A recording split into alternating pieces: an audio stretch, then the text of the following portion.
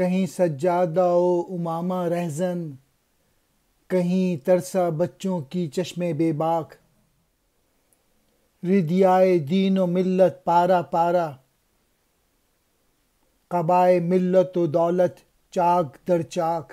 اس نظم میں قوم کا جو ڈاؤن فال ہے اس کے متعلق ایک تاتاری نے خواب دیکھا تھا اور وجہ بتائی تھی کہ کیوں اس قبائل کا، اور آپ یہ سمجھے پوری ملت کا ڈاؤن فال کیوں ہوا ہے۔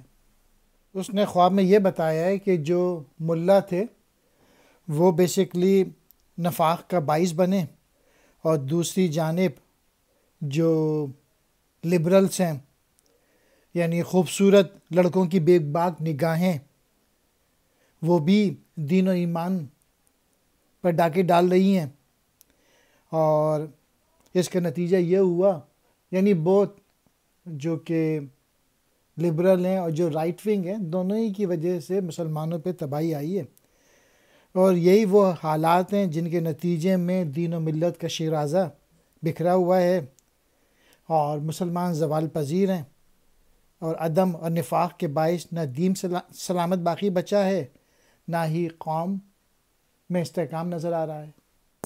سجادہ، صوفیوں کے بیٹھنے کی جگہ۔ امامہ، پگڑی، رہزن کہتے ہیں لٹیرا، لوٹنے والا۔ ترسا بچوں، عیسائی بچوں۔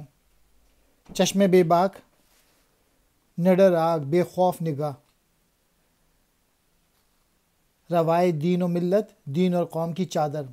پارا پارا، ٹکڑے ٹکڑے یعنی تار تار۔ قبائے ملک، ملک کا لباس۔ چاک در چاک، جگہ جگہ سے پھٹا ہوا، بوسیدہ۔